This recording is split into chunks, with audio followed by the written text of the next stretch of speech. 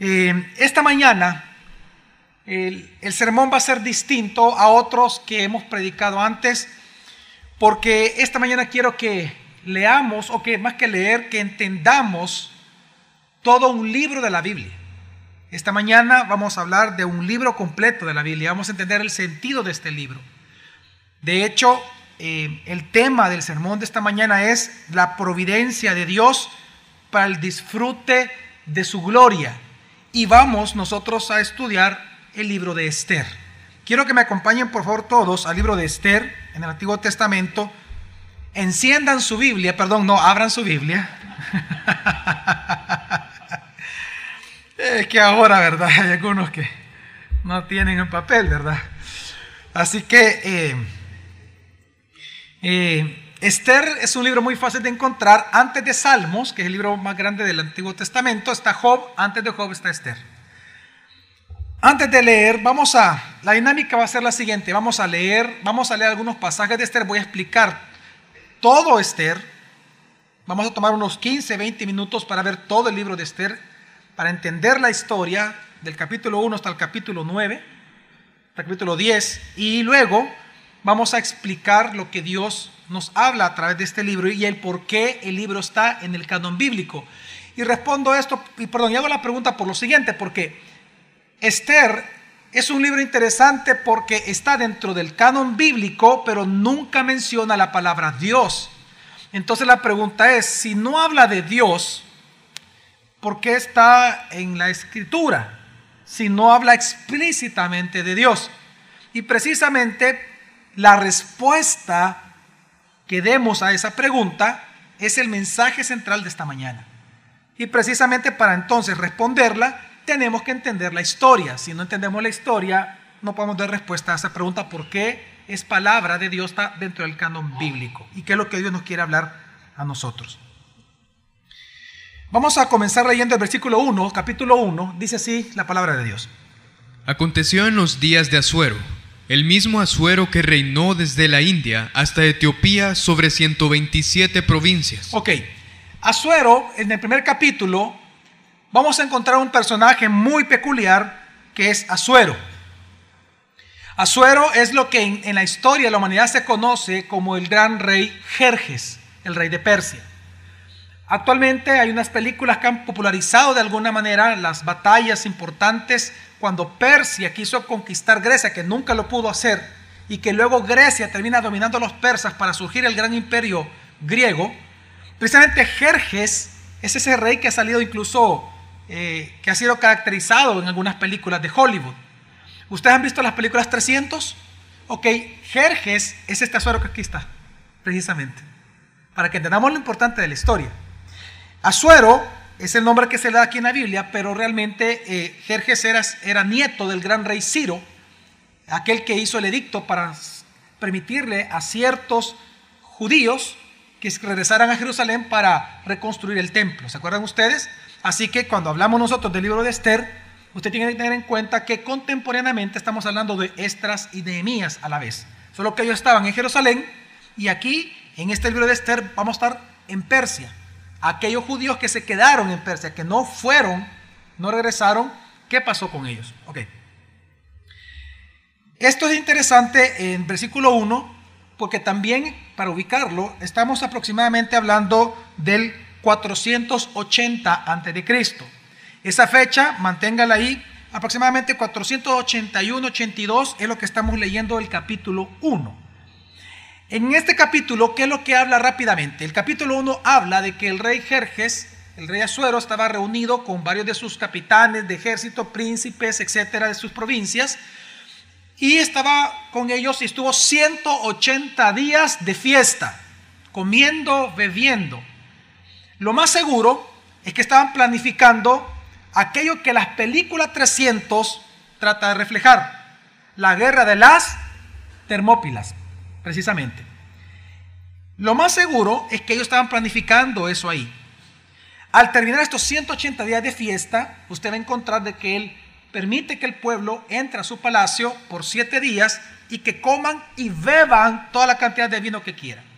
Comenzaron a tener orgías, comenzaron a beber muchísimo por 7 días. Al final de los 7 días, cuenta el mismo capítulo 1, que ya estando borracho, Jerjes manda a llamar a su esposa Vasti, a la reina de Persia. Y Vasti no quiso presentarse por ser mujer delante de hombres borrachos que estaban teniendo orgías, porque no sabemos, pero me imagino por las leyes persas, Vasti no podía presentarse delante de ningún hombre sin velo. El rostro de ella solo tiene que ser visto por el rey según la ley persa. Sin embargo, el rey pidió que se presentara sin velo, solo con la corona, para pasear a su mujer y exhibirla delante de sus amigos ya borrachos. La reina no quiso, el rey se enoja muchísimo, lo interpreta como una traición, pide a los consejeros que le aconsejen qué hacer con ella, y los consejeros le dicen: no vaya a ser que esto llegue al oído de los pueblos y piense todo Persia, 50 millones de personas, piensen de que la reina Vasti no obedece al rey y por lo tanto las mujeres se subleven en sus hogares contra sus maridos. Entonces hace el edicto el rey, la ley persa, medo-persa. ¿Recuerdan ustedes la ley medo-persa? Es decir, todo lo que él decía se tenía que hacer y no había manera de revocar un edicto, ni siquiera el propio rey podía revocarlo una vez él lo hacía. Así eran las leyes medo-persas. Entonces manda a hacer un edicto en donde dice que Vasti ya no era la reina ni la esposa de él. Todo precisamente porque no se presentó ante él. El rey Jerjes es conocido precisamente por sus locuras, por sus arranques de ira. Era un rey muy malo. Él mataba a la gente solo porque le decían no en algo. Era un hombre muy temperamental. Y así termina entonces el capítulo 1, en donde aparecen solo 2 personajes: Jerjes, la reina Vasti, que dejó de ser reina, y él queda solo. Entre el capítulo 1 y el capítulo 2 suceden las guerras de las Termópilas y también la de Salamina. Ambas guerras importantes y precisamente guerras donde los griegos derrotaron al ejército persa que había sido enviado a estos lugares.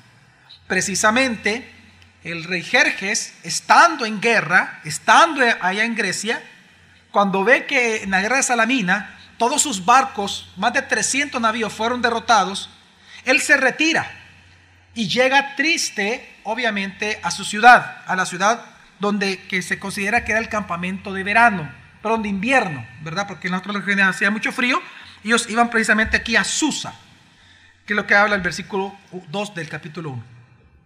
Entonces, cuando llega a Susa, ya habían pasado 2 años. El capítulo 2 es el año ya precisamente 478. ¿Qué año es? Y el capítulo 1 es el año 482, aproximadamente 4 años de diferencia, 3 años entre el capítulo 1 y el capítulo 2 de Esther. Esto es importante entenderlo. Entonces, ya en el capítulo 2 cambia la historia. Se va haciendo la historia, pero se va recreando la historia, va sucediendo cosas. Ya no solamente aparece Jerjes, sino que aparece 2 personajes importantes, Mardoqueo y Esther.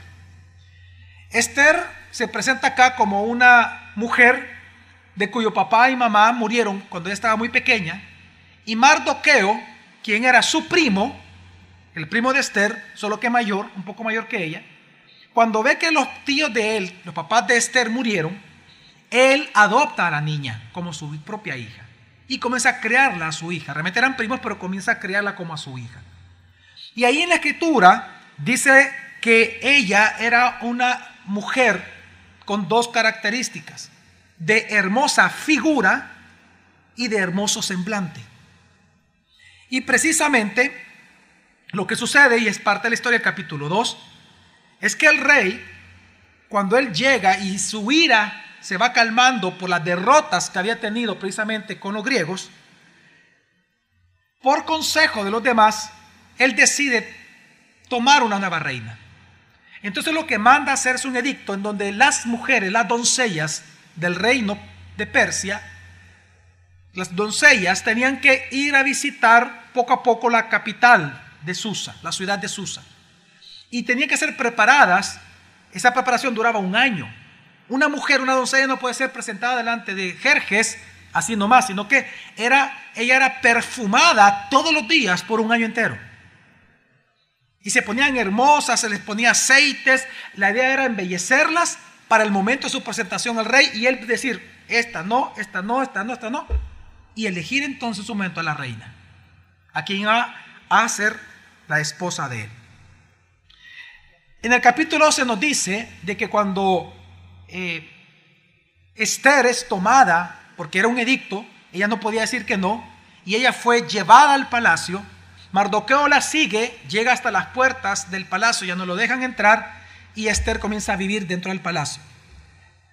Pero lo interesante es que dice la escritura que ella halló gracia delante del eunuco, que era el encargado de preparar a estas mujeres. Y halló tanta gracia que él le dio las mejores ropas a ella y le dio 7 doncellas para que la cuidaran a ella. Y así estuvo durante un año. Cuando nosotros vemos entonces en el versículo 16 del capítulo 2, vamos a ver específicamente que pasó el año completo ya. Y aquí en el versículo 16 estamos hablando del año exactamente 478 y dice así.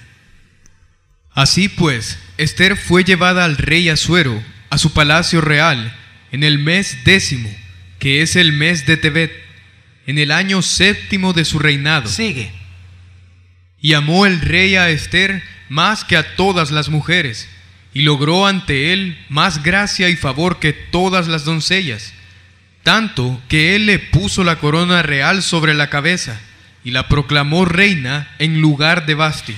Qué interesante que vemos aquí una doncella que nunca se imaginó ser la reina del imperio, que hasta el día de ahora ha sido el imperio más grande sobre la faz de la tierra, de toda la humanidad, el imperio persa. Llegó a ser la mujer más importante del mundo. Y nunca se imaginó eso. Ahora, interesante que la historia nos sigue contando cómo termina el capítulo 2. Dice, versículo 19 y 20. Y cuando las doncellas fueron reunidas por segunda vez, Mardoqueo estaba junto a la puerta real. ¿Y qué pasó? Esther no había revelado aún su estirpe ni su pueblo, como le había encargado Mardoqueo, pues Esther hacía todo lo que le ordenaba Mardoqueo, como cuando ella era criada por él. Interesante que aquí la Biblia nos da un detalle sobre Esther, y es que Esther, por orden de Mardoqueo, no había revelado que ella era ¿qué? Judía. Y esto es un detalle importante en todo el libro. Ella a nadie, ni a Jerjes, le había dicho que ella era judía. Jerjes, bueno, claro, al rey no le importaba dónde era ella. Lo que al rey le interesaba era ella, no su estirpe.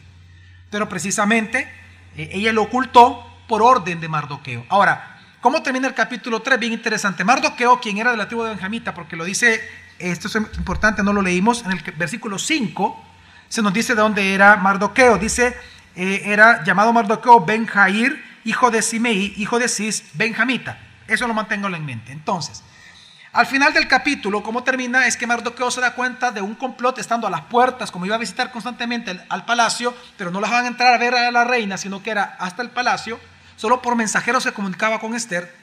Estando ahí, 2 personas estaban tramando un complot contra Jerjes.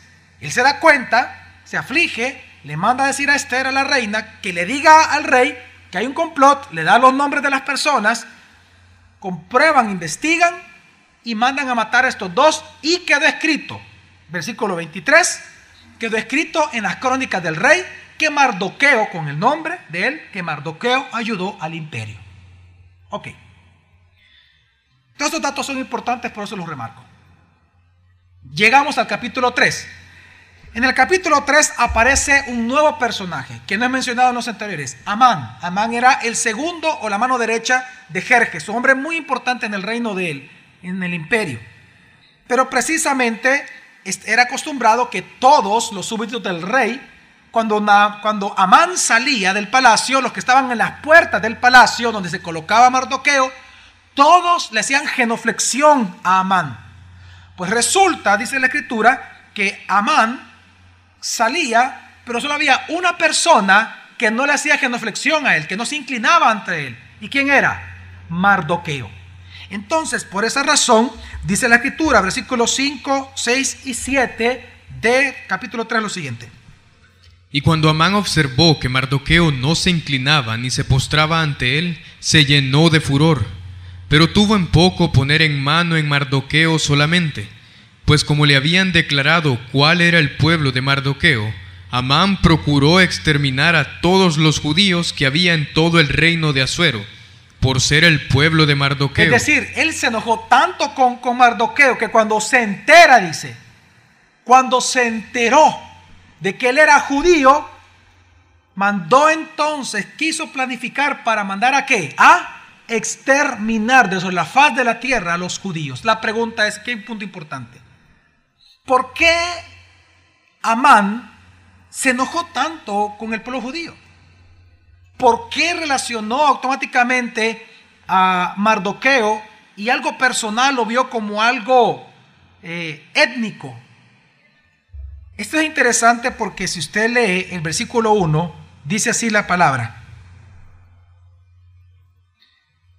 Después de estas cosas, el rey Asuero engrandeció a Amán, hijo de Amedata, el agageo, y lo ensalzó y estableció su autoridad por encima de todos los príncipes que estaban con él.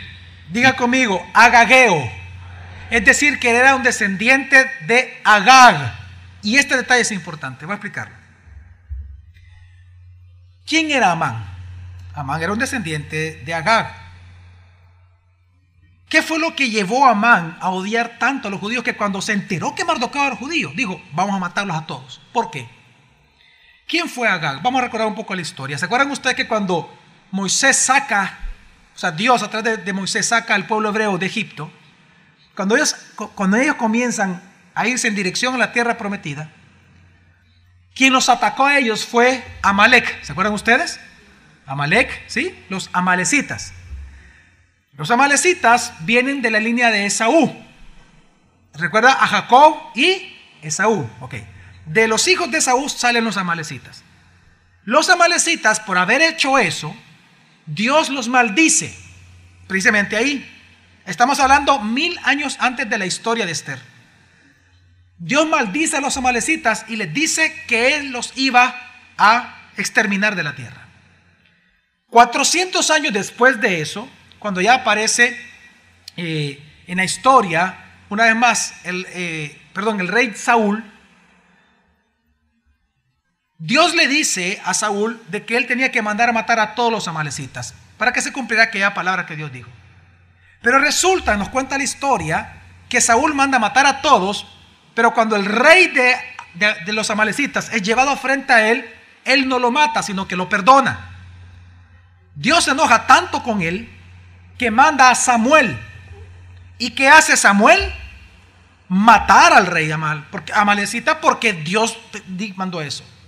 Y dice la escritura que lo hizo pedazos, lo partió en pedacitos. La pregunta es, ¿cómo se llamaba el rey de los amalecitas? Agag. ¿De dónde viene quién? Amán. Y ahora la pregunta es, ¿de qué tribu provenía Saúl? Benjamita. ¿Y de qué tribu provenía Mardoqueo? Benjamita. Cuando él se entera que 500 años antes un benjamita había matado a su pariente y se da cuenta que él es de la línea de ese benjamita, dijo, los tengo que matar. Porque ellos odiaban a los judíos por eso, por haber matado a su rey de hace 400 y de hace 500 años atrás. Entonces, es importante esto por la prédica en general. Entonces, ¿qué es lo que hace Amán? ¿Cómo él decide conspirar contra los judíos? En el capítulo 3 lo que se nos narra es que Amán entonces va a buscar, o quiere buscar, va a buscar al rey Asuero y le dice lo siguiente: yo te voy a dar tantas monedas de plata para que tú me entregues a los judíos y te pido que hagas un edicto en donde me permitas exterminarlos de sobre la faz de la tierra. Y el rey le dice, está bien, como a él no le importaban los judíos, pues está bien, hazlo. Hace el edicto con el sello, con el anillo del rey, que él mismo se lo presta, sella el edicto y lo manda a todas las provincias del imperio. Ahora bien, ¿en qué fecha el edicto decía que ellos iban a ser muertos en el año 12. ¿Cómo lo decidió? Versículo 7. ¿Sabes? Esta parte es importante. ¿Qué hizo Amán? Él buscó a unas personas para que le echaran suerte. ¿Para que le echaran qué? Digan conmigo, pur. P-U-R, pur. El pur, y usted lee ahí el versículo, se echaba suertes. El pur era una forma de echar suertes a través de piedrecitas, en donde a él se le dijo que las piedrecitas le decían que él tenía que mandar a matar a los judíos en el año 12. Exactamente, eso es lo que quedó en el edicto del rey y se mandó a todas las provincias. Terminamos capítulo 3. Capítulo 4 comienza en donde los judíos se enteran del edicto. ¿Y qué pasó con ellos? Bueno, cuando se entera Mardoqueo, se pone en ceniza, rasga su vestidura, se pone ceniza sobre él y va corriendo al palacio. Y llega a las puertas y le pide a un hombre llamado Atec, le dice: habla con mi hija, habla con la reina. Capaz que ella no sabe lo que está pasando con su pueblo. Dile que este es el edicto. Dile que estamos afligidos porque nos quieren raer sobre la faz de la tierra. Y cuéntale quién es. Y en ese contexto viene Atec y le lleva la información a Esther. Pero Esther da unas palabras muy raras, unas palabras muy duras. Y dice así entonces, versículo 8. Le dio además una copia del edicto que había sido promulgado en Susa para que fueran destruidos, para que la mostrara a Esther y le contara todo, encargándole que acudiera al rey e intercediera ante él por su pueblo. Sigue. Y regresó a Atac y declaró a Esther las palabras de Mardoqueo.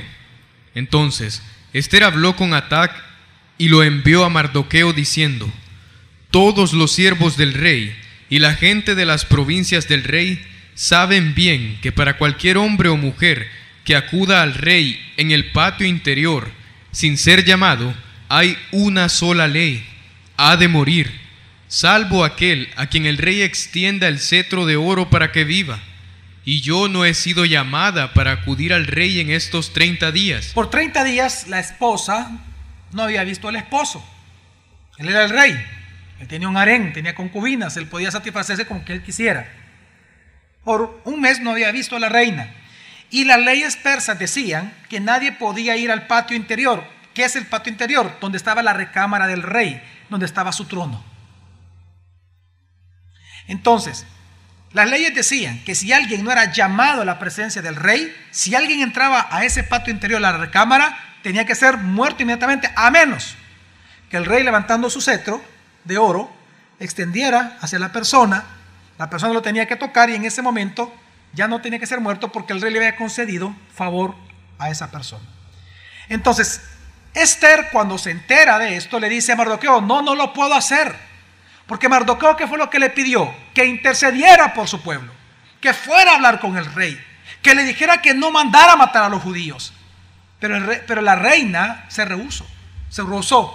Ella prefirió salvar su propio pellejo que proteger a su pueblo.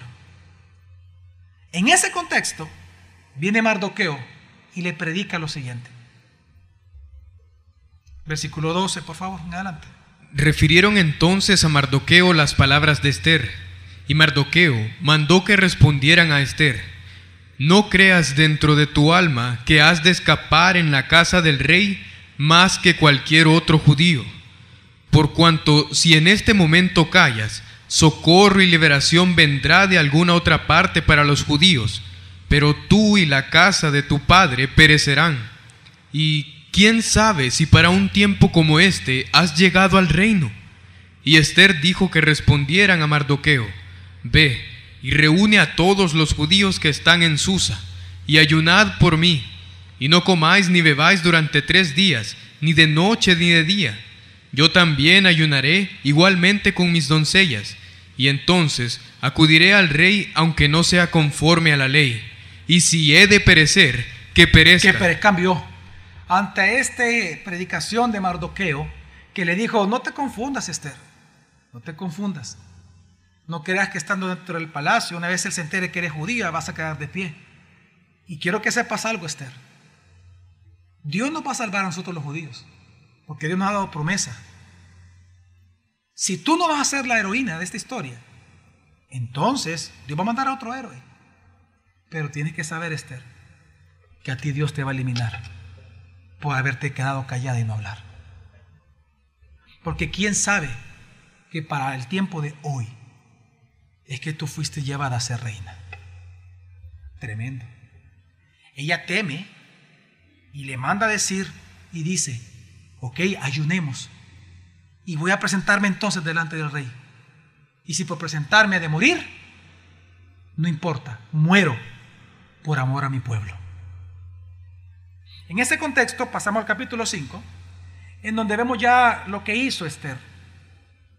Dice que ella se presenta en el patio interior donde estaba la recámara del rey, y el rey automáticamente la vio con ojos de gracia, dice. Viéndola con ojos de gracia, levanta el cetro automáticamente a su esposa. Ella toca el cetro y le dice unas palabras muy hermosas. Le dice precisamente el versículo 3. Y el rey le dijo, ¿qué deseas, reina Esther? Cualquier cosa que me pidas, hasta la mitad del reino te será concedida. Y entonces vino Esther, una mujer muy astuta, había orado, había ayunado por 3 días y le dijo, si el rey tiene bien para conmigo, quiero que venga conmigo a una cena, a un banquete en su honor. Y quiero que invite a Amán. Y entonces efectivamente los dos fueron. Pero por alguna razón Esther no encontró la manera de decirle al rey lo que quería. Entonces el rey, estando en el banquete, le pregunta, dime Esther, reina, ¿qué es lo que tú quieres? Porque hasta la mitad del reino te puedo dar si tú me lo pides. Entonces Esther le dijo, no, lo que te pido es esto, que el día de mañana vengas a otro banquete y que traigas a Amán y que venga Amán contigo. Entonces el rey accede y dice que sí. Después de ese primer banquete, al terminar la noche, Asuero se va a su recámara y Amán se va a su casa. Pero cuando Amán sale del palacio contento porque él decía, wow, cómo me quiere el rey y la reina, se da cuenta que Mardoqueo no lo volvió a saludar y se enojó mucho. Y llega a su casa después del banquete, enojado con Mardoqueo, le cuenta a su esposa y a sus amigos cómo los reyes lo miraban a él y cómo Mardoqueo lo menospreciaba. Entonces vino la esposa y los amigos y le recomendaron a él que hiciera una horca y que convenciera al rey Asuero que dictara otro edicto en donde Mardoqueo fuera ahorcado por no hacer genuflexiones delante de Amán. A Amán le gusta la idea y manda hacer esa misma noche una horca para Mardoqueo, en la confianza que él tenía de que sabía de alguna manera que si él le decía a Asuero se lo iba a conceder. En ese contexto eso fue en la casa de Amán, pero en la casa, en el palacio del rey, el rey no podía dormir después del banquete. Y precisamente por no poder dormir, manda a llamar a los cronistas y le pide que le lean las crónicas del rey. Y resulta que lo que exactamente le comienzan a leer es la historia de un tal Mardoqueo, que precisamente años antes había ayudado al imperio en haber descubierto un complot en contra del rey. El rey los detiene y les dice, miren, por cierto, ¿qué hizo el rey con Mardoqueo? Nada, no lo honró, no. Bueno, entonces lo voy a honrar. Ya era de mañana, llega Amán venía a decirle, hey, mira, permíteme mandar a matar a Mardoqueo. Pero el rey le sale al encuentro primerito y le dice, qué bien, Amán, ven, tengo una pregunta para ti. Le dice, sí, dime, rey. Mira, ¿tú qué harías con alguien al cual el rey lo ve con ojos de agrado y de favor? Y entonces él dijo, wow, está hablando de mí. Claro, lo habían invitado en el banquete anterior. Al día siguiente otro banquete, dijo, no, hombre, aquí las puedo con este. Entonces vino y dijo, no, y así lo dice la escritura, que él pensó que era para él el honor. Entonces él dice, bueno, le digo, haz esto, saca primero tu caballo, las ropas ropa que tú hayas usado, una corona que tú hayas usado, y pónsela a él, y pónsela a esa persona, súbelo al caballo, y que alguien del reino importante vaya por toda la ciudad anunciando, así hace el rey con aquel al cual ha favorecido. Buena idea me has dado, Amán, le dijo. Así que, ¿sabes qué? Así se va a hacer. Así que tú lo vas a pasear porque ese hombre es Mardoqueo, le dice. Y entonces, me imagino que le quedaron los grandes ojos así, vea.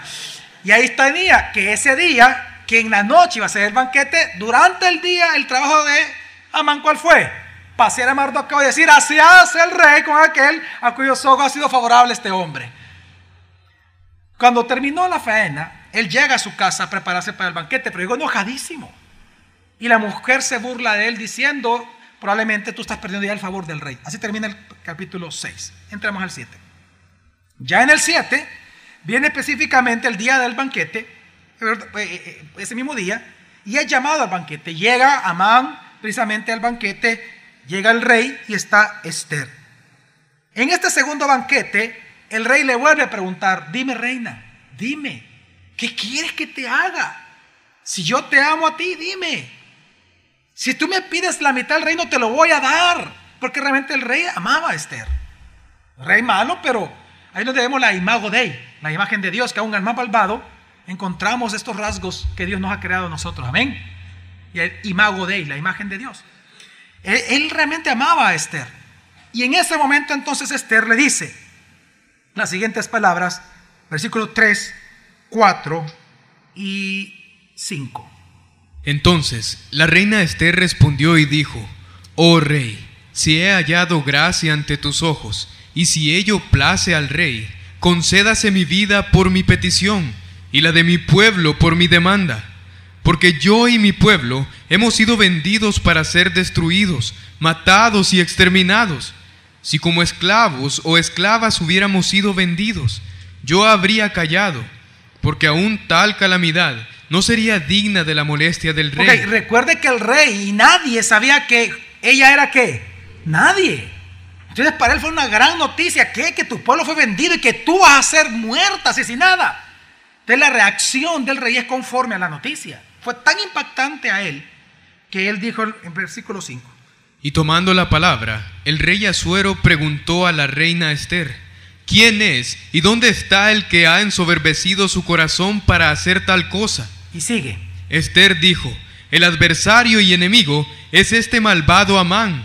Y Amán quedó aterrorizado delante del rey y de la reina. Y dijo, ¿qué tengo que ver yo aquí? Dijo, claro, él no sabía que ella era judía. Y las leyes persas decían que ningún edicto del rey podía ser ¿qué? Revocado jamás, ni por el propio rey. Y el rey se da cuenta que entonces ella era judía. Y el rey se enoja tanto que ya habiendo determinado un mal contra Amán, él se retira, dice la escritura, no sabemos por qué, y se queda Amán frente a la reina. Y él se le tira a los pies a la reina. Cuando él se le tira rogándole que la perdone, llega el rey e interpreta eso como quiere violar a mi esposa. ¡Ja! Que así dice la escritura. Y cuando vio y interpretó que la quería violar, en ese momento manda a sus soldados, vienen, lo encapuchan, lo amarran a Amán, lo encapuchan y lo llevan a morir a su propia casa. Y se dan cuenta que en su casa él había construido una horca. Y en esa misma horca donde Mardoqueo iba a ser muerto, es muerto Amán. Pero el problema continuaba. Muerto está bien el chucho, dicen por ahí, se acaba la rabia, pero aquí no, porque el edicto lo había dado el otro chucho. Entonces, ¿qué pasó? En ese contexto entramos al capítulo 8.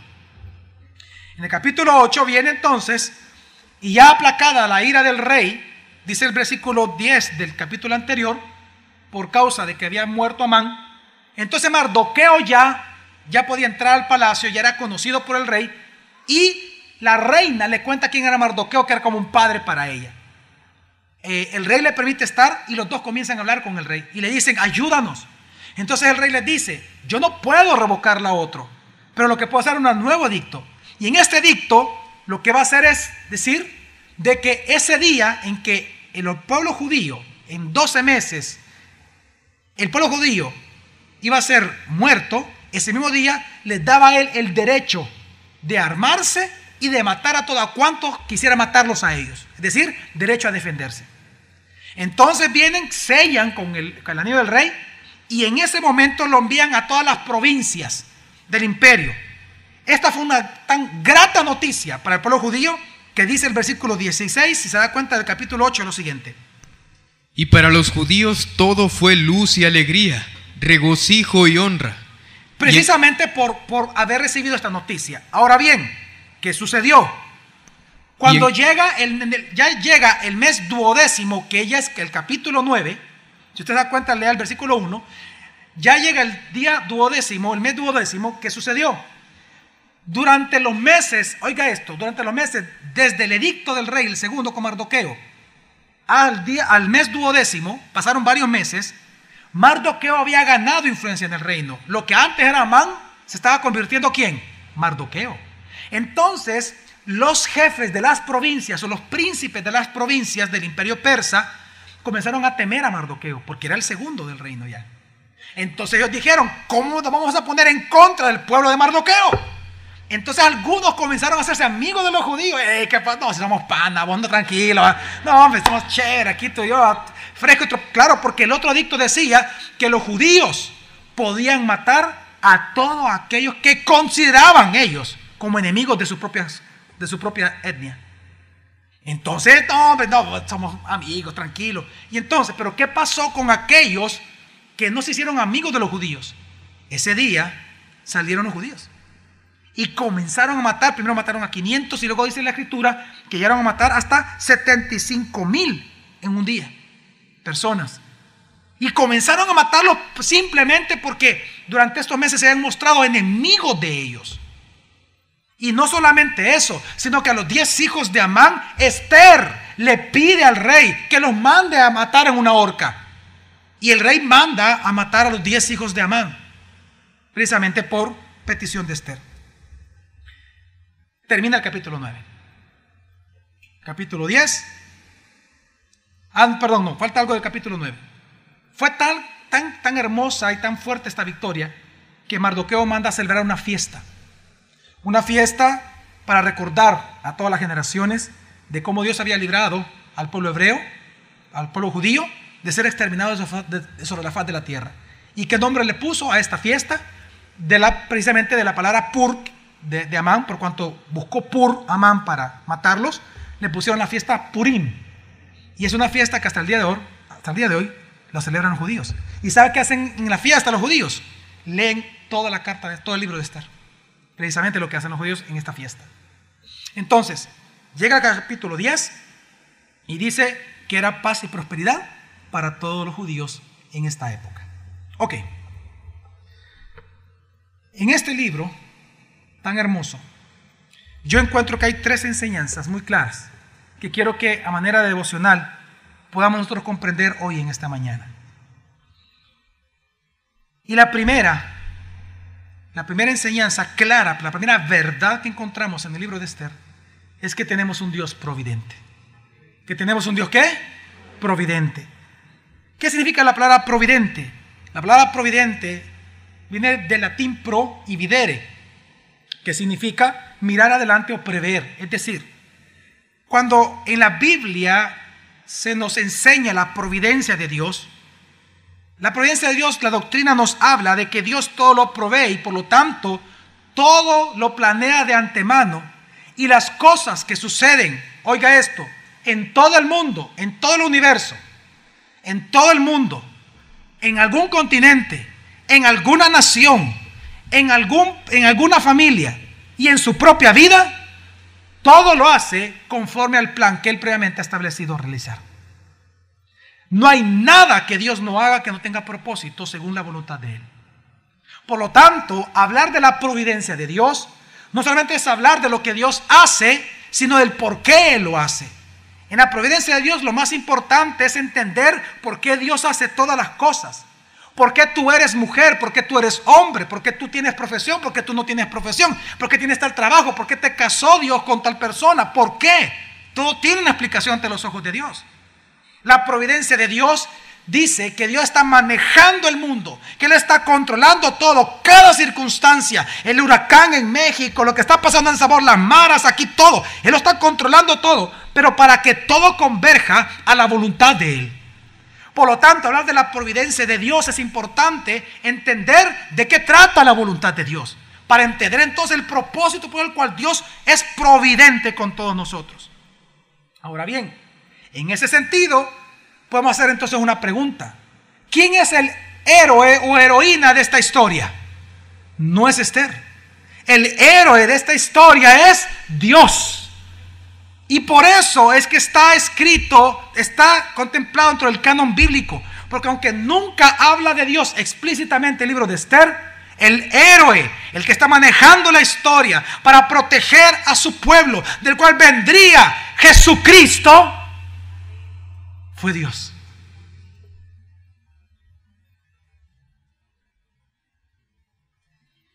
El libro no se trata del pueblo judío.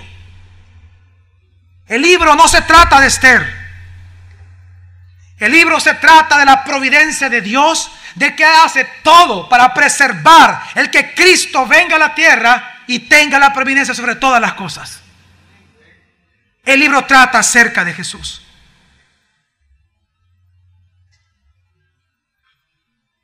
Y es que tenemos que entender que este libro de Esther claramente nos habla de que todo lo que Dios hace, lo hace con miras a su voluntad. ¿Y cuál es su voluntad? Que todos crean que Jesús es el Cristo y Él tenga la preeminencia por sobre todas las cosas por toda la eternidad. Esto es la obra de Dios que menciona la Escritura que Dios hace. Se lo quiero explicar de esta manera. Muchas personas no comprenden o les cuesta entender por qué Dios hace lo que hace. La obra de Dios. Dios está obrando, amén. Pero ¿en qué consiste esta obra? Consiste en que todos crean en Jesús. Es decir, todo lo que Dios hace en tu vida, en mi vida, en cualquier país, lo que está pasando en México, en El Salvador, en Guatemala, en todos los países, es para que al final todo converja en Jesús y todos reconozcan que Él es Dios y Señor. Mire, se lo voy a mostrar bíblicamente que en eso consiste la obra de Dios. ¿Se acuerdan ustedes cuando Jesús, después de sanar de manera milagrosa a dos personas, uno de ellos el paralítico que estaba en Betesda? Ese mismo día los judíos, al ver que era día sábado y que le había dicho al otro, toma tu lecho y anda, ellos comenzaron a perseguir a Jesús porque estaba haciendo milagros en día sábado. Jesús, sabiendo las intenciones de ellos que lo querían matar, Él mismo les dice y les da una explicación por qué Jesús, por qué Jesús está obrando milagros. ¿Por qué Él obra milagros? ¿Por qué Él seguía predicando aún en día sábado? Y la respuesta de Jesús que les da es Juan 5:17, cuando les dice: mi Padre hasta ahora trabaja y yo trabajo. Es decir, porque Dios trabaja, porque mi Padre trabaja, yo también debo de ¿qué? Pero trabajar ¿en dónde? Digan conmigo, en la obra de Dios. Esto ya está implícito en la frase. Trabajar en la obra de su Padre. Si mi Padre trabaja en su obra, yo debo de trabajar en la misma obra de mi Padre. Por eso es que Jesús siempre dijo: las palabras que yo les digo no son de mí, sino ¿quién? Sino que mi Padre me ha dicho lo que tengo que decir, porque la obra es de ¿quién? De Él. Entonces, fíjese bien, precisamente diciendo esto, entonces la pregunta es: ¿y entonces cuál es la obra de Dios? Este es Juan capítulo 5. En Juan capítulo 4, cuando Jesús está con la samaritana, la cual le pide de beber, ¿se acuerdan ustedes del pozo, verdad, de Jacob? Precisamente Jesús le predica a la mujer y la mujer se convierte. Lo sabemos porque ella regresa, después de estar con Jesús, regresa a donde los samaritanos. En ese contexto, cuando Jesús ya la había predicado y ella se había convertido, llegan los judíos, llegan los discípulos de Jesús. Y ellos habían salido al supermercado a comprar, ¿verdad? Ahí al PriceMart, ¿verdad? Entonces, ellos salieron a comprar y ellos regresaron con la comida, ¿verdad? Tranquilos, con las pupusas y todo eso ahí. Entonces le dicen: Jesús, ¿tienes hambre? Que quitemos comida. Y Jesús, recuerde el contexto, viene de evangelizar a la mujer. Él logró que ella creyera en Él. Amén. Porque automáticamente llevó la conversación hacia Él. Él dijo: si tú supieras quién es el que te pide agua, tú le pedirías a Él de beber y Él te daría agua que salta para vida eterna. Después de eso, es que Jesús entonces dice a sus discípulos las siguientes palabras. Juan 4:34.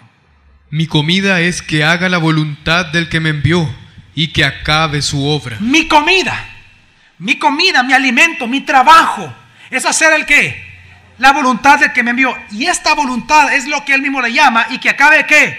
Su obra, no la de Él, sino la de ¿quién? La de su Padre. Entonces Él relaciona la voluntad con la obra. Entonces la pregunta es: ¿a qué se está refiriendo Jesús con la obra del Padre y con la voluntad del Padre? lo que acababa de hacer con la samaritana. ¿Y qué hizo con la samaritana? Digan conmigo, salvarla.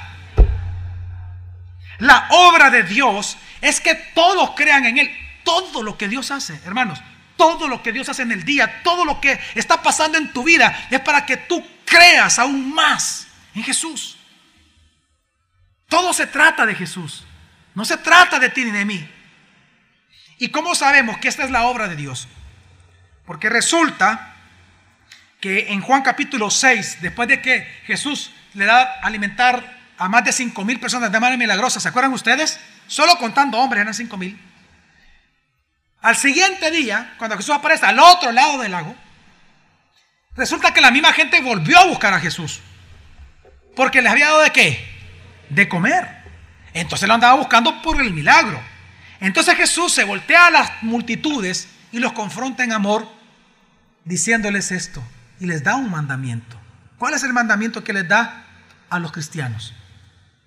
De cierto os digo, me buscáis, no porque visteis señales, sino porque comisteis de los panes y os saciasteis. Entonces ahí viene el mandamiento. Trabajad, no por la comida que perece, sino por la comida que a vida eterna permanece, la cual el Hijo del Hombre os dará, porque a éste selló Dios el Padre. Trabajad, ¿cómo les dice? Trabajad. Es la misma palabra que Jesús dijo, mi Padre aún que trabaja y por lo tanto yo también que trabajo, solo que ahora Él lo comanda a nosotros. Así como mi Padre trabaja, yo trabajo, así yo te doy un mandamiento a ti, trabaja. Y Él se refiere a la obra de Dios. Para ellos fue tan claro el mensaje que mire cuál fue la pregunta que le hicieron inmediatamente a Jesús cuando Él les dice, trabajad. La pregunta es, ¿y dónde? ¿Cuál es la obra entonces de Dios? Dinos Jesús, ¿cuál es la obra de Dios que tú nos estás mandando a trabajar? ¿En qué consiste la obra de Dios que Él hace todo el tiempo, todos los días, desde los inicios del tiempo? ¿Qué es lo que Dios está obrando desde que creó en Génesis todas las cosas? Versículo 28, leímos el 27, dice el 28. Entonces le dijeron, ¿qué debemos hacer para realizar las obras de Dios? Respondió Jesús y les dijo, esta es la obra de Dios, que creáis en el que Él envió. ¿Esta es qué? La obra de Dios, ¿entiende usted? Es decir, ¿en qué consiste la obra de Dios? ¿En qué consiste la obra de Dios? Que todo el mundo, digan conmigo, que todo el mundo, todas las naciones, El Salvador, los salvadoreños, mi familia y yo creamos que Jesús es Dios, Él es el Cristo y el que salva a los pueblos de su pecado. Todo lo que Dios hace, todo lo que Dios hace en el día a día, todo lo que Dios hace en el día a día, desde que tú naciste, en otras palabras, la providencia de Dios consiste en que Él hace todas las cosas para que converja en Jesús. Todas las circunstancias que afectan tu vida, negativa o positivamente, es para que tú creas que Jesús es Dios. Desde el inicio de la historia, la obra de Dios es que todos crean en Jesús. Y eso es lo que vemos en Esther. ¿Por qué salvó al pueblo hebreo? Él mismo dice en Deuteronomio capítulo 5, él mismo le dice al pueblo, no vayan a pensar ustedes, perdón, Deuteronomio 7 dice, no vayan a pensar que yo los elegí a ustedes por ser el pueblo más especial de la tierra. No, ustedes eran los peores. Y por eso yo te elegí, porque eras lo peor, para yo manifestar mi gloria en ti. Él no lo salvó al pueblo judío porque eran los mejores. Él lo salvó porque Dios previamente había determinado que a través de este pueblo hebreo viniera ¿quién? El Mesías. La obra de Dios es hacer que todas las naciones crean en Jesucristo y alaben la gloria de Jesús. Él lo salvó por Jesús. No lo salvó por ellos, lo salvó por Jesús. ¿Me están dando a entender, mi familia? Entonces, el punto, ¿por qué estoy hablando de todo esto? Porque esto es lo que está pasando en Esther. El libro de Esther está hablando de un Dios soberano que protege el linaje del Mesías. Y por eso Él es Dios providente. ¿Qué significa que es Dios providente? que él determinó y él comenzó a mover todo para que Jerjes fuera derrotado, desilusionado, regresara, eligiera una mujer. Él creó a Esther con hermosa figura y hermoso semblante, con toda intención Dios la creó para que entonces después fuera puesta como reina, y fue puesta como reina para que intercediera por el pueblo. Él fue el que determinó que Amán fuera de Agag y Mardoqueo fuera de ¿quién? Del benjamita, y que fuera el papá adoptivo de Esther, para que todo convergiera al final en la salvación, en el tiempo, en ese momento, hoy, como dice Mardoqueo, para que fueran salvados y el linaje de Jesús permaneciera. Todo es por Cristo, todo es por Jesús. Pero eso también sucede en el día de hoy con usted y conmigo. Dios sigue aún trabajando para su propia gloria. Y eso significa que todo lo que usted está viviendo hoy, no importa si son angustias, ¿sabe por qué Dios es providente con usted? Porque está moviendo todo a su alrededor de su vida. Porque lo que Él quiere es perfeccionar la buena obra que comenzó en usted. ¿La quiere qué? ¿Y en qué consiste la obra de Dios? Que creamos en aquel que Él ha enviado. Mire, por eso dice el versículo Filipenses 1:6 rápidamente, dice: estando plenamente convencido de esto mismo, que el que comenzó en vosotros la buena obra, la seguirá perfeccionando hasta el día de Jesús el Mesías. Cada vez que usted encuentre la palabra obra en la Biblia, obreros en la Biblia, hablando de la obra de Dios, usted tiene que entender que está hablando ahí de que el esfuerzo que Dios hace todos los días para que todos sus elegidos crean que Jesús es Dios. Todo es por Cristo. Todo es para su gloria. Lo que está diciendo aquí la Escritura a través de Esther, de que Dios controla todo, Dios dirige todo, Dios te cuida, Dios te está cuidando, te está dirigiendo, te está ayudando, Él está orquestando tu vida, te ha hecho ser la persona que eres, vivir la casa donde vives, la colonia donde vives, te hizo nacer donde naciste, te ha hecho trabajar donde estás trabajando, casarte con la persona que te has casado, para que en todo tiempo, para que vaya un momento dado, Jesús sea la preeminencia en tu vida. Todo es para que tú creas que Jesús es Dios. Por eso es que el propósito de la providencia de Dios no es usted. El propósito de la providencia de Dios es Cristo exaltado y preeminente en usted. Ahora, lo segundo que aprendemos en la historia de Esther, lo primero es que tenemos un Dios que providente. Y lo segundo que aprendemos, prepárese, que si Dios ha sido providente con usted, es para un tiempo como hoy en El Salvador. Por favor, entiéndame lo que le quiero decir rápidamente. Esther 4, del 10 al 14 dice: entonces Esther habló con Atac y lo envió a Mardoqueo diciendo: entonces Esther, todos los siervos del rey y la gente de las provincias del rey saben bien que para cualquier hombre o mujer que acuda al rey en el patio interior sin ser llamado, hay una sola ley: ha de morir, salvo aquel a quien el rey extiende el cetro de oro para que viva. Y yo no he sido llamada para acudir al rey en estos 30 días. Refirieron entonces a Mardoqueo las palabras de Esther, y Mardoqueo mandó que respondieran a Esther: no creas dentro de tu alma que has de escapar en la casa del rey más que cualquier otro judío. Se lo voy a poner en contexto.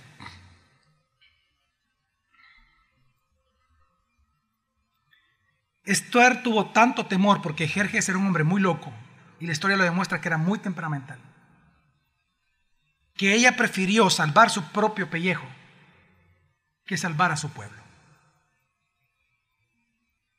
¿Pero eso acaso no es igual lo que está pasando hoy con nosotros?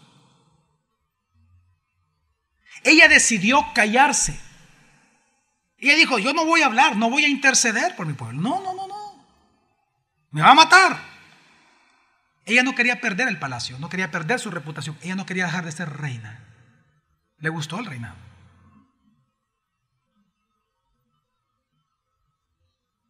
Le gustaba la colonia donde usted vive. Le gustaba la ropa que usted usa. Su familia, sus amigos, su trabajo. Y por eso no hablan. Y por eso callan el evangelio. Porque no quieren perder la reputación que ha logrado en San Salvador. Y mientras que El Salvador muera, que siga habiendo mujeres abusadas, niños abusados, asesinatos, extorsiones, políticos corruptos. No importa, con tal de que yo viva mi vida y proteja lo que yo ya tengo y lo que he logrado. Es lo que Esther pensó. Y Mardoqueo comienza a predicarle una especie de evangelio y le dice: no te equivoques. No te equivoques, Esther. No te equivoques, que tú te vas a librar de lo que estás viviendo, de lo que estamos viviendo, porque eres judía. No te equivoques. Y le dice estas palabras durísimas, versículo 14. Por cuanto si en este momento callas, si hoy callas, socorro y liberación vendrá de alguna otra parte para los judíos. Pero tú y tu casa, la casa de tu padre, perecerán. Así que entiende esto, mujer. ¿Quién sabe si para un tiempo como hoy, de liberación necesaria para el pueblo de Dios, has llegado tú a ser reina de este pueblo? En otras palabras, lo que Mardoqueo comenzó a decirle es lo siguiente: date cuenta, Esther, que la belleza, la oportunidad, el edicto del rey elegir una reina, todo Dios lo hizo para que tú, Esther, tú fueras reina. No alguien más. Dios ya había determinado que tú fueras reina. ¿Para qué? Para salvar este pueblo. Eres reina para un tiempo como hoy. No te equivoques. El palacio que tú disfrutas no es para ti. Dios te lo dio por gracia, pero te lo dio para la obra de Él. En otras palabras, Mardoqueo le dio una gran enseñanza a Esther y es como que si él le dijera: ¿de qué te sirve a ti ser la reina de todo del palacio y la reina de todo un imperio si tu reinado tú no lo ocupas para la obra de Dios? Si tú piensas que disfrutar el palacio sin poner el palacio al servicio de la obra es ganancia, pues entiéndelo, es pérdida para ti.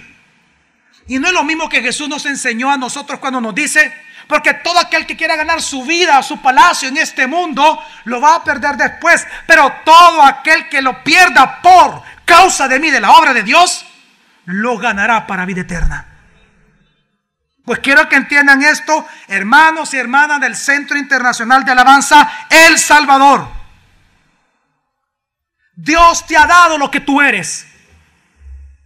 La gracia de Dios te ha dado el dinero que tienes, el estudio que tienes, la vida que tienes, la familia que tienes, los hijos que tienes, el matrimonio. Dios te ha dado todo lo que tú eres y tienes y vas a tener. Pero ¿de qué sirve tener todo eso si todo eso tú no lo pones al servicio de la obra de Dios? Eso es una prisión para ti. Tú vives para ti mismo. Esa es idolatría y esclavitud. Y lo que Mardoqueo le enseñó a ella. Mardoqueo le enseñó que todo lo que ella tenía era para un tiempo como hoy. Y esta es la gran verdad para nosotros.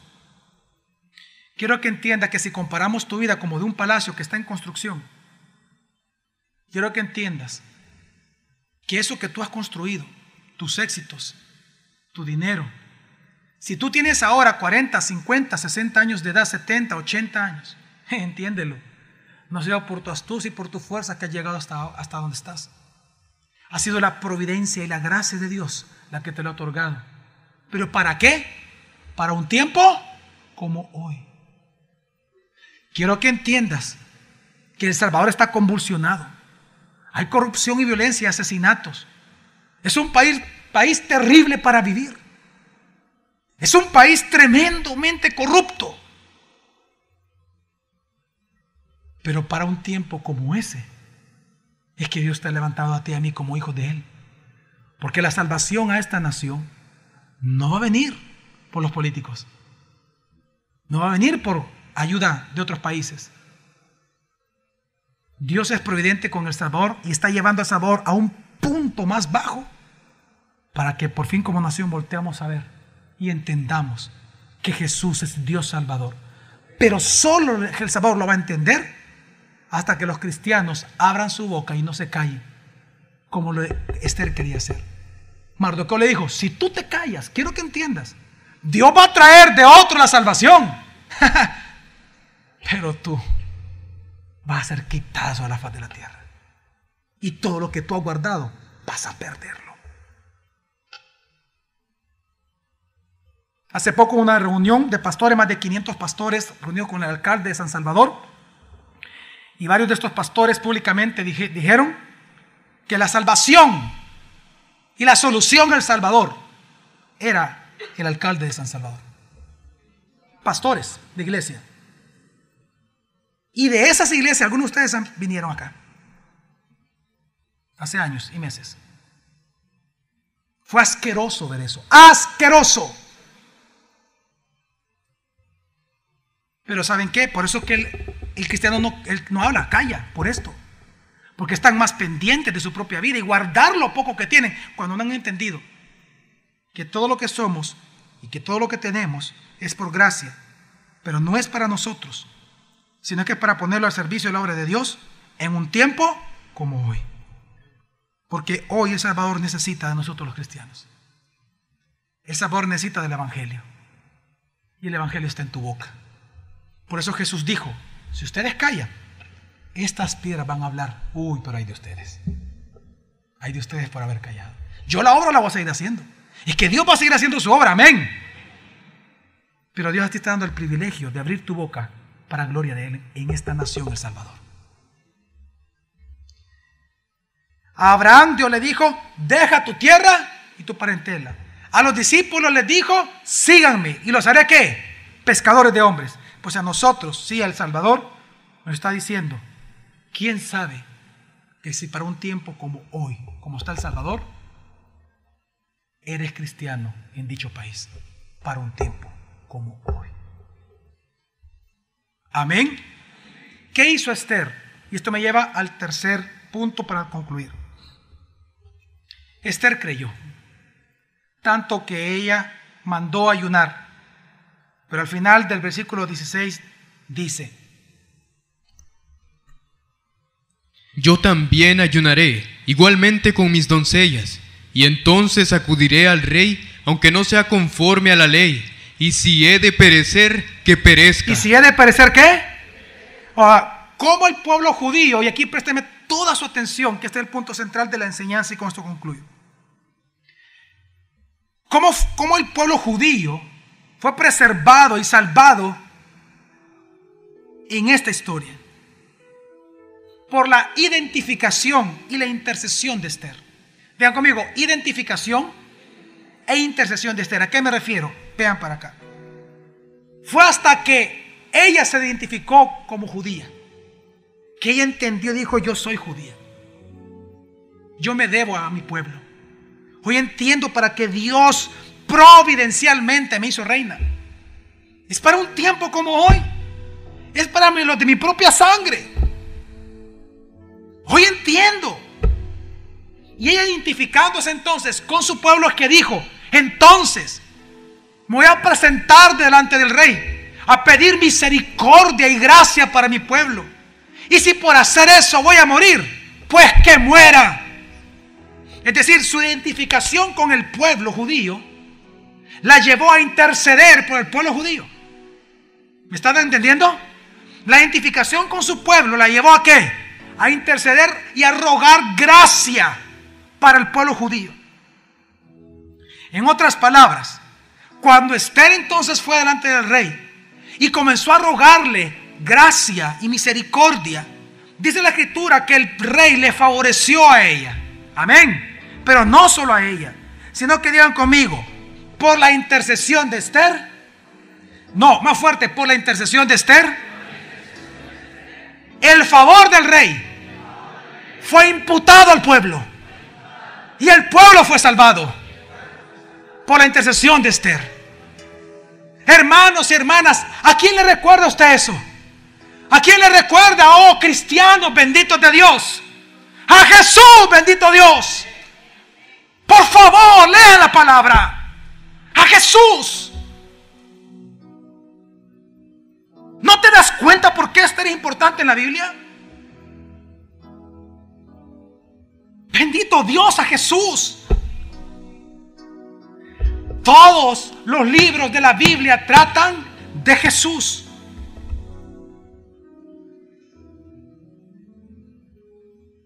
Al igual que Esther, Jesús estaba en su propio palacio, lleno de gloria y majestad. Si Esther era hermosa, más hermoso es mi rey. Él estaba en toda su hermosura y en su gloria, pero dice la Escritura que cuando él se enteró, no dice que se enteró, pero dice la Biblia que él no escatimó el ser igual a Dios como cosa que aferrarse, sino que él, viendo la necesidad de su pueblo, la condenación a la muerte, el exterminio eterno de su pueblo, él no escatimó su propio palacio, su propia gloria y su belleza, sino que él se despojó a sí mismo, viniendo en forma de hombre. Se identificó igual que Esther con nosotros. Vino en forma de hombre y estando en la condición de hombre, se humilló a sí mismo, haciéndose obediente hasta la muerte, y muerte de cruz, para que todos en su momento, nosotros sus elegidos, fuéramos salvados de esa muerte y exterminio eterno. Y todos un día doblemos nuestras rodillas y declaremos que Jesús es el Señor por toda la eternidad, para gloria de Dios Padre. Quiero que entendamos esto. Jesús se identificó con nosotros. Jesús se identificó con nosotros. Él mismo pudo haber dicho en el cielo: si he de morir, que muera. Pero Él sí murió. Él sí lo hizo. Al igual que Esther, Él no solamente se identificó, sino que intercedió por nosotros, siendo Él mismo el Cordero, siendo Él mismo la ofrenda por ese pecado. Hermanos y hermanas, amigos y amigas, Jesús, viendo la condenación y el pecado de su pueblo, Él mismo decidió venir, porque nadie tomó su vida, sino que Él entregó su vida por nosotros, y porque lo hizo por amor a nosotros. Por eso dice Isaías: Él fue traspasado por nuestras transgresiones, molido por nuestros pecados. Dice que el precio de nuestra paz cayó ¿sobre qué? Sobre Él. Hermanos, no sé si usted entiende esta frase. El precio por nuestra paz cayó ¿sobre quién? Sobre Jesús. ¿Sabe usted qué significa eso? Lo que está enseñando en la Escritura es que el sufrimiento que usted y yo teníamos que experimentar en el infierno como paga por nuestros pecados, ese sufrimiento, ese llorar y ese crujir de dientes que a nosotros nos correspondería vivir por toda la eternidad, experimentar por toda la eternidad, Jesús lo sufrió por nosotros en la cruz. Lo que Él sufrió no fueron los clavos y la corona y los látigos.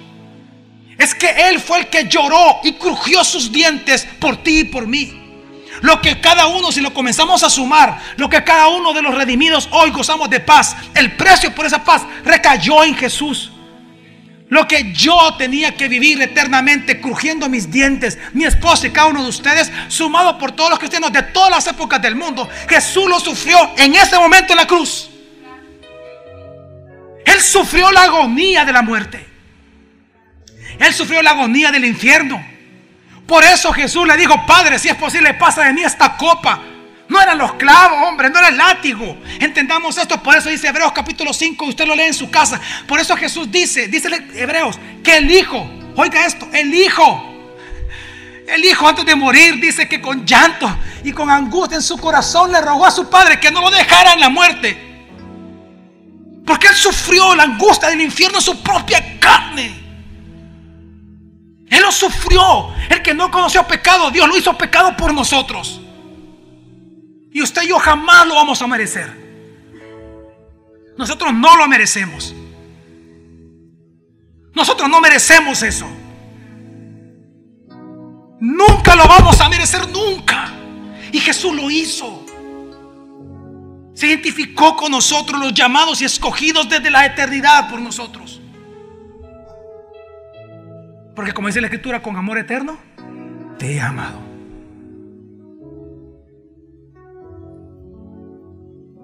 Por eso es que dice, el precio de nuestra paz cayó sobre él, pero el Señor cargó en él el pecado de todos nosotros. La razón por la cual ahora nosotros debemos de trabajar en la obra de Dios es porque Él nos salvó. A la verdad, dijo Jesús, la mies es mucha, pero ¿y en qué consiste la obra de Dios? En que todos que crean. Por eso Dios es providente, va moviendo todo para que todo converja en que todos crean en Jesús. Pues entonces entendamos esto. Jesús dijo, a la verdad la mies es mucha, pero los obreros son pocos. Rogad pues al Padre de la mies que envíe obreros. Y esos obreros eran los mismos discípulos. Por eso Jesús se los dijo. Eran ellos mismos, el oyente. Tú estás escuchando hoy la palabra. Ahí no está hablando de pastores, nunca está hablando de pastores, está hablando del cristiano común y corriente. Que porque somos salvados por el Señor, hoy tenemos que vivir para Él. Por eso es que mi ruego en esta mañana por ti, mi ruego es, yo te ruego como en el nombre de Dios, que así como dijo el profeta Isaías en el capítulo 62, que él le exclamó, por amor a Sión no guardaré silencio, por amor a Jerusalén no descansaré, hasta que rompa la aurora de su justicia y arda la antorcha de su salvación. Al igual que Él, nosotros los salvadoreños tenemos que decir, por amor al Salvador, por amor a los llamados y escogidos de Dios que todavía están en esta nación pero no se han convertido, por amor a ellos no callaré, por amor a mi nación no callaré hasta que rompa, dice la Escritura, la justicia de Dios al Salvador, y en el Salvador se encienda y se ponga por encima la antorcha de la salvación del Señor. No callaré. No callaré por amor a mi país. No callaré por amor a mis hermanos salvadoreños y a mis hermanos en Cristo que viven en El Salvador. Porque la solución no es la política, la solución no es la economía, la solución es el Salvador Jesucristo, Dios bendito, Rey de reyes y Señor de señores eterno. Pero ese evangelio está en nuestra boca y en nuestro corazón. Si nosotros nos quedamos callados, Dios va a enviar a otro. Va a enviar a otros pastores de otras iglesias. Pero nosotros sufriremos la pérdida. Porque para un tiempo como hoy es que Dios nos ha levantado como iglesia Centro Internacional de Alabanza en San Salvador. Para un tiempo como hoy. Y usted es parte de esta iglesia. Por eso que como el apóstol Pablo dijo, también decimos nosotros. En 2 Timoteo, por eso soporto todas estas cosas, dice. Todos los sufrimientos. ¿Por amor a qué? A los escogidos, que no se han convertido, pero son escogidos. Para que ellos también, ¿qué dice?